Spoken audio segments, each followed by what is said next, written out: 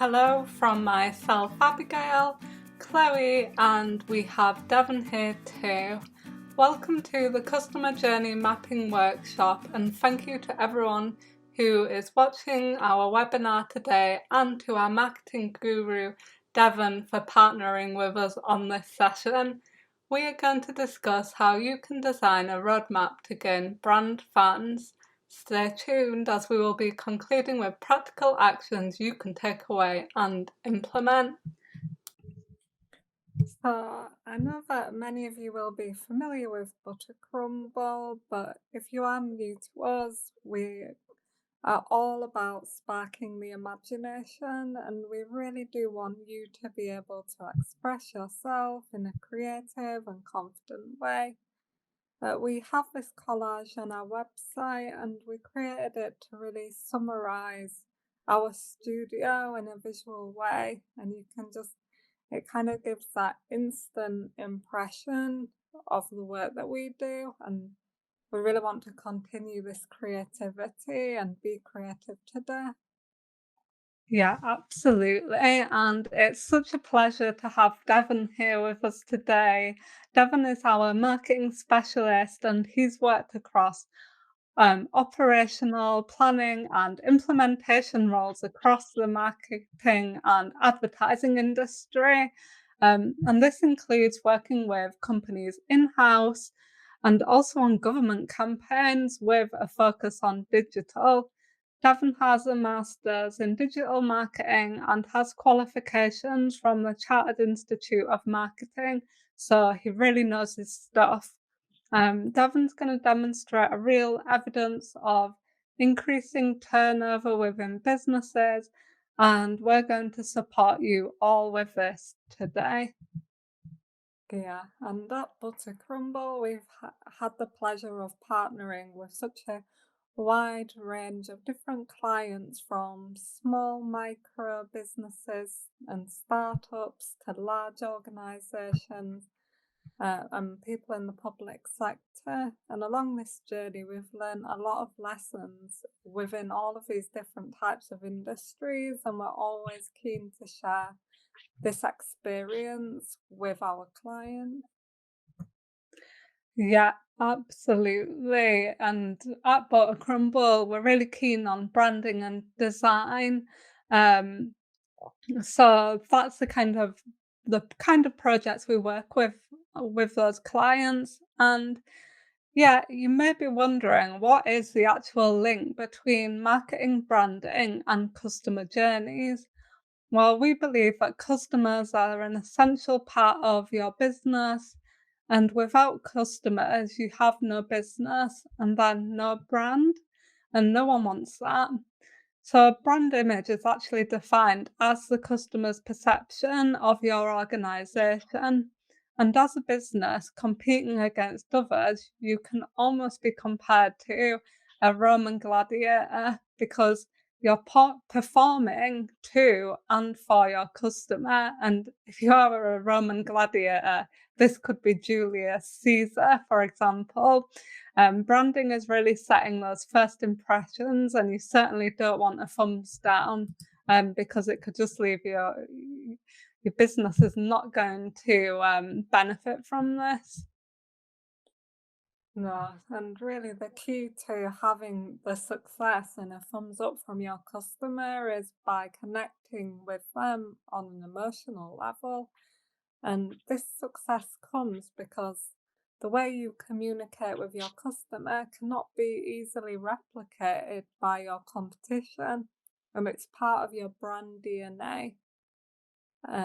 This personality of your people, so your employees, your team, your suppliers, and your company ethos combined, um, that's what makes you authentic and you unique.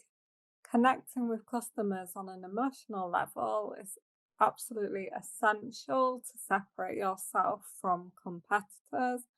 And just like branding, it's about resonating with your audience on a personal level. So, really getting to the heart of what their emotional and human needs may be. And when you understand the person and their many unique layers, you can offer a high level of sensitivity and true genuine care. Yeah, it's really time to become obsessive, and obsessing over your audience is going to take you so much further. When you focus on your business's purpose and how you can fulfill your customer needs and solve their problems, you're going to go so much further. Your brand becomes the silent salesman who's going to communicate all of this. The brand works for you and your customers. Exactly. And we've all seen how the world is changing at the moment, and businesses just can't rely on traditional selling methods. I mean, they couldn't rely on them coming up to this pandemic, and you certainly can't just rely on them now. It's all about offering exceptional customer experience, and you just can't persuade your audience through flashy advertisements anymore. It's about going back to what I said before with addressing those emotional needs and making sure that your business, your organization is useful and indispensable to your customers. You're providing them a platform, a space where they can air their thoughts, their needs, their opinions. And this is how you create an exceptional customer experience. And this is what in turn will bring you brand loyalty. And this is the holy grail that brand builders are striving for.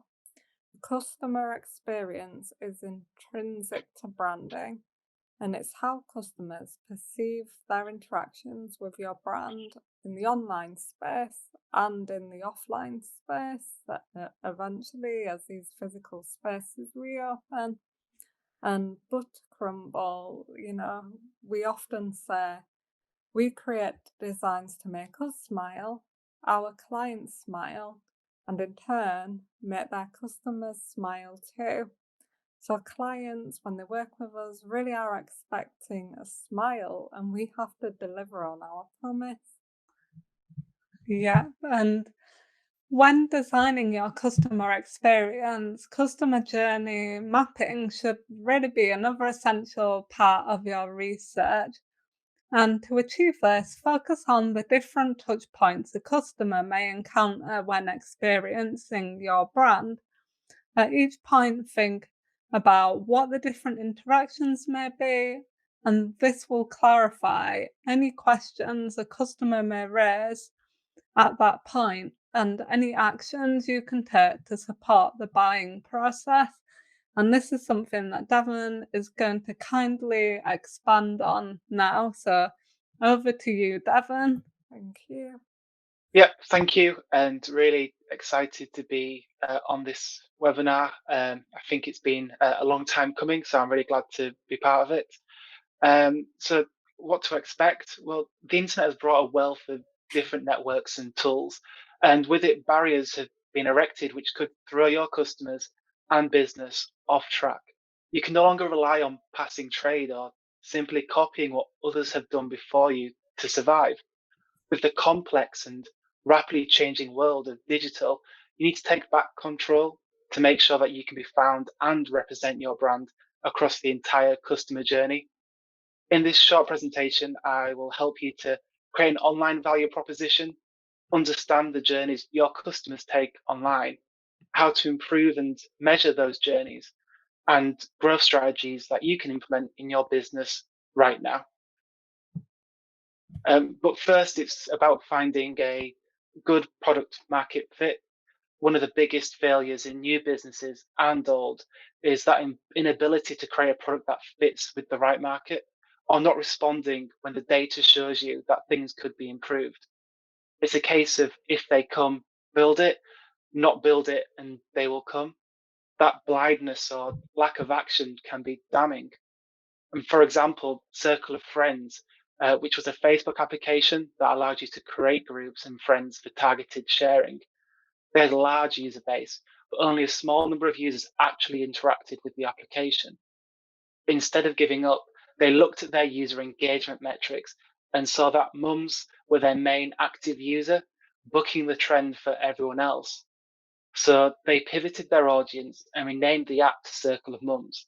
And within a year, their audience shot up, their engagement increased, and they then went on to sell their successful business. So it's important that your product or service fits with the audience you intend to target.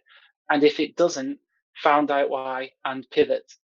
This presentation will give you an idea of what you can look for. So creating a winning value proposition does not need to be difficult, and it can be quite easy.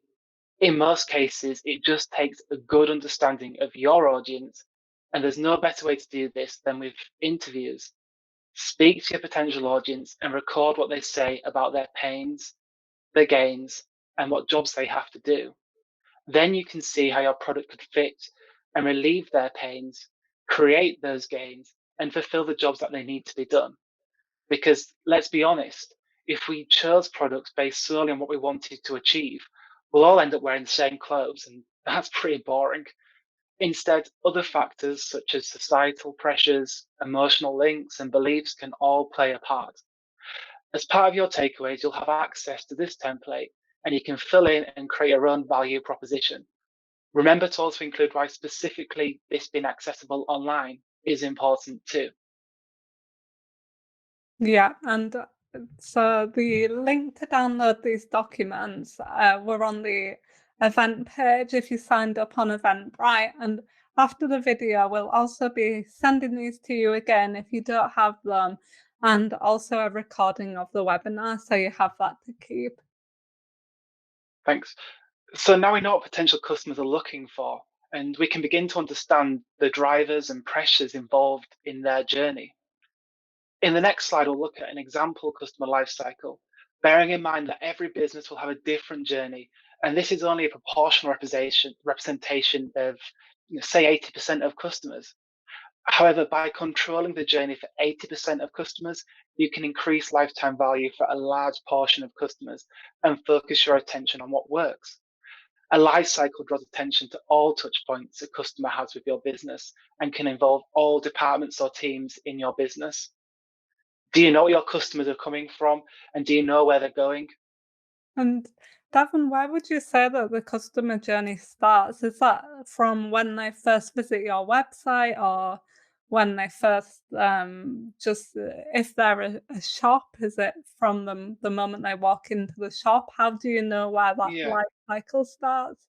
So there's an important part of this being the customer life cycle and not just your internal life cycle.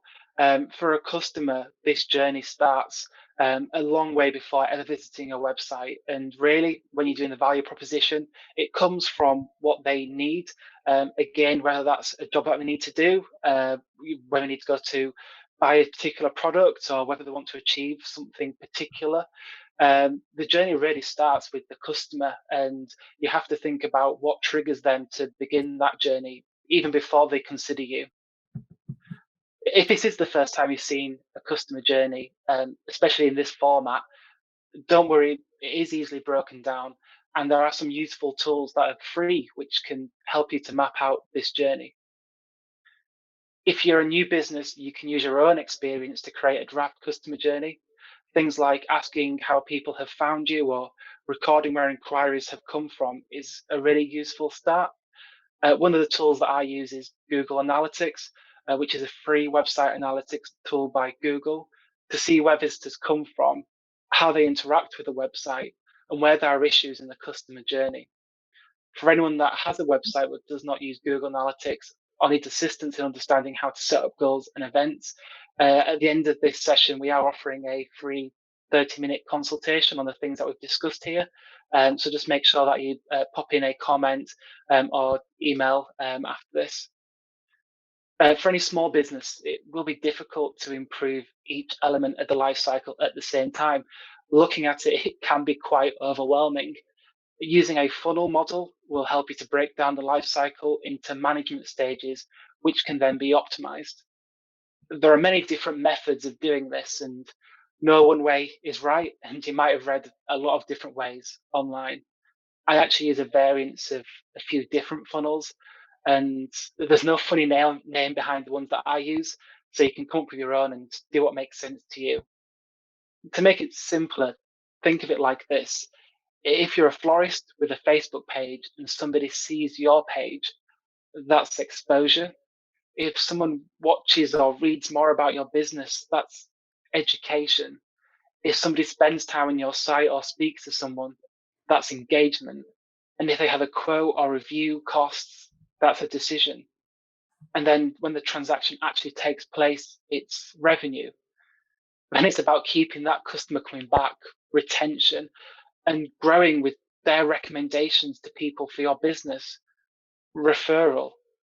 So expose, educate, engage, decide, revenue, loyalty, referral. Breaking the life cycle into stages like this will help you to focus your attention and make improvements where they need to happen. Yeah. Remember that this can be unique to you. And I encourage you to scribble down all of the interactions you have with customers on the provided lifecycle template before choosing which stages they fall into. Yeah, absolutely. And am I right to say that the most important stage really is this retention part? Because otherwise, you can go through a lot of effort with educating and engaging with that customer. But then if they just pass by retention and then just fall off at the end and it's a lost customer, that seems like such a shame. Wouldn't it be better to retain that customer and keep them within the loyalty loop?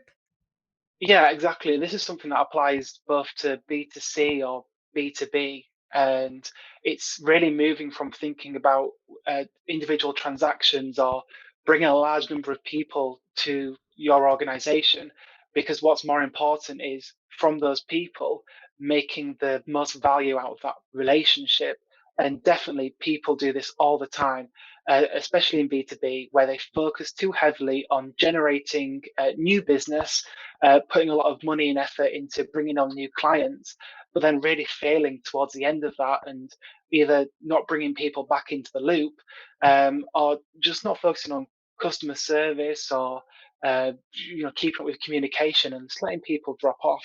And with this life cycle, you really get a good idea of ways in which you can keep people coming back into your organization and really getting the most value out of them being there.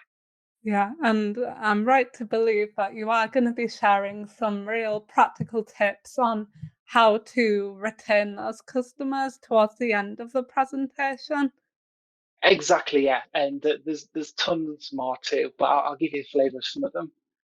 So now that you've mapped out your customer lifecycle, it's time to be data informed. What you have before you is very powerful and will help you to shape your business and hopefully continue to shape it wherever the situation goes. Particularly now in this pandemic, understanding your customer journey and how you can change it will help you remain resilient. I want to introduce you to two important metrics that will help you to manage your costs and predict profitability. That is the customer lifetime value and customer acquisition cost, particularly for businesses that operate on smaller transactions but will repeat customers. Looking at customer lifetime value rather than a single transaction is key. Why? Well, because a customer is more valuable than that single transaction. And you want to be able to ensure that you are improving all transactions over the lifetime of your customer and extending that lifestyle as well. I also want you to look at customer acquisition costs. How much is spent on advertising, promotional materials, platforms to understand just how much profit you're making from a customer. Both of these metrics together are a force to be reckoned with. Do you spend £50 on the cost to acquire a customer for a single £70 purchase?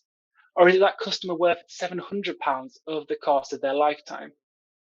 If you work backwards, you can see how much production costs, running costs, overheads are, and work out how you can afford your maximum cost per customer acquisition to be. And that's really helpful for working out things like how much to spend on advertising or on product development. But focusing on one metric will help focus your attention, adopt a growth mindset, and identify issues. That means avoiding vanity metrics like visits, views, likes, downloads. Usually these numbers go up over time anyway and do not give any indication of speed or effectiveness. And in your organization, if you are tracking metrics like this, you will see that inevitably they will go up anyway, and that doesn't really give you much information. So instead, just look at percentages like conversion rates, which will give you a positive or negative indicator to performance. It will also help you to focus on revenue generating activity. So to give you an example, a restaurant called Solare, at the start of every day, their manager shouts out a number based on the previous day.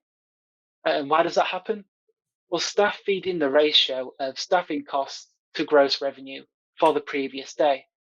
It combines two of the main things restaurants have control over: per diner revenue and staffing costs. They identified that anything over 30% was bad and meant that they were either spending too much on staff or not making enough revenue from each diner. This metric is simple.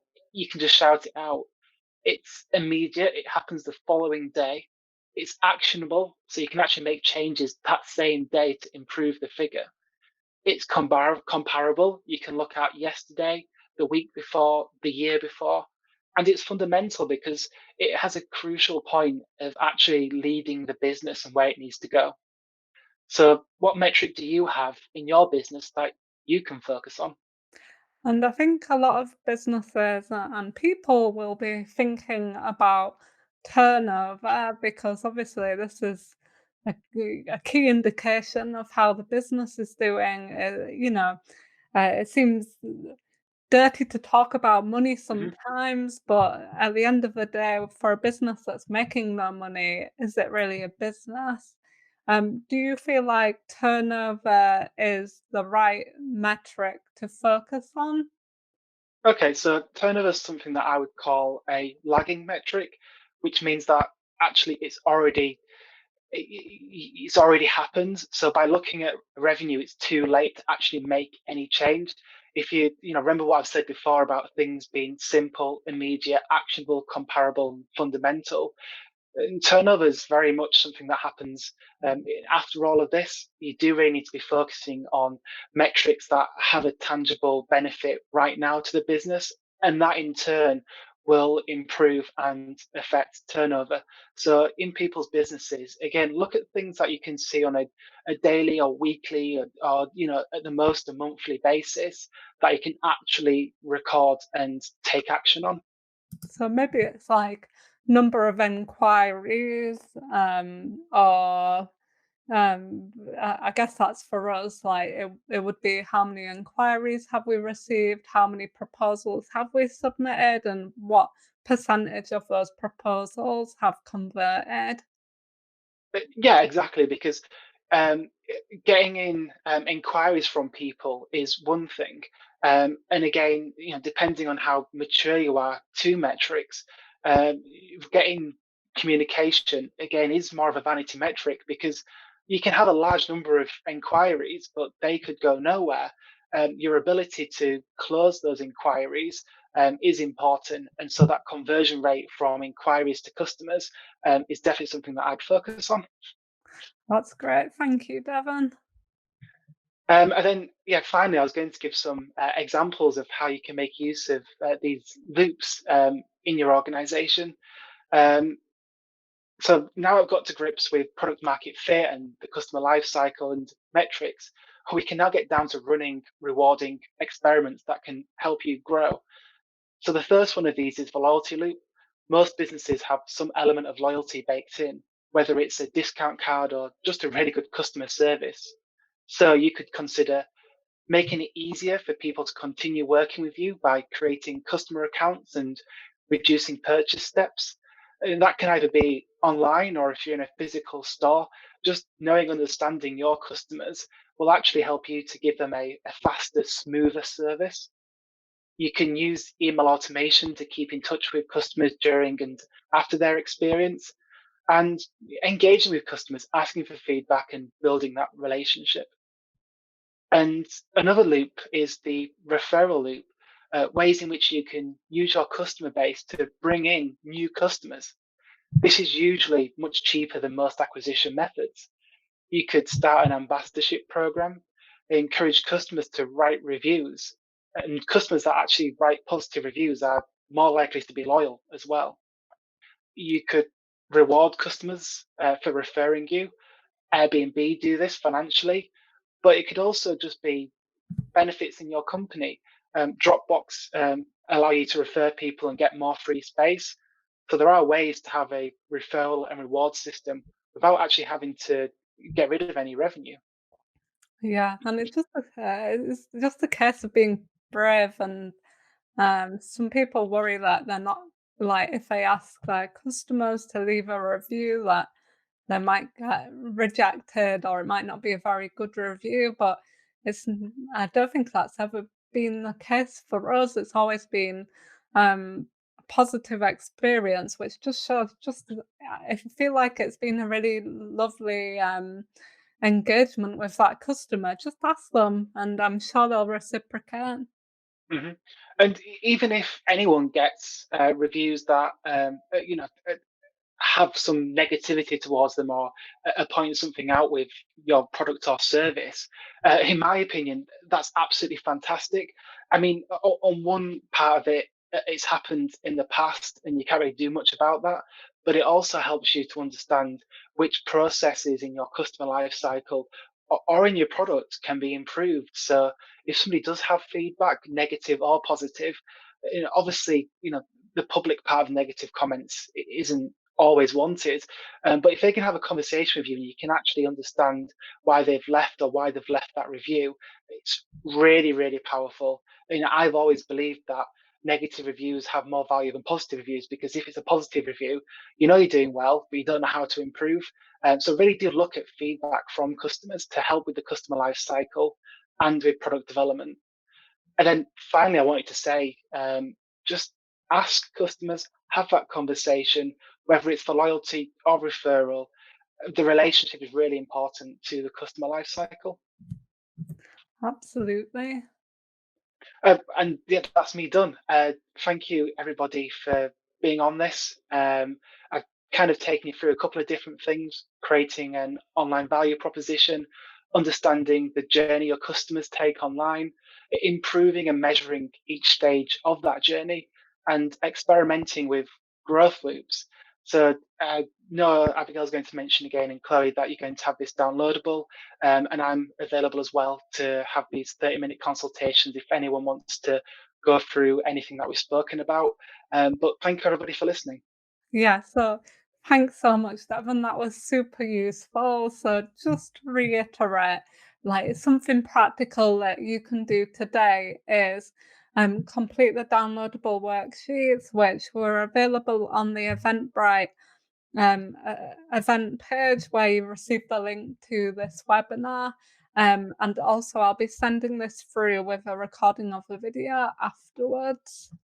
Yeah, thank you. That was really fascinating, Devon. And Abigail, you put some really interesting points forwards there as well. And I think from a brand perspective, in terms of the key takeaways, we're real advocates for understanding your customer and the journey that they're taking, and then how you can almost be their friend in that journey. How can you hold their hand and take them through that? And that connection is such a big part of branding. So we really want you all to celebrate your achievements because it's hard work running a business and you are doing a noble pursuit. So when customers feel seen, understood, and valued, they will happily invest in your organization.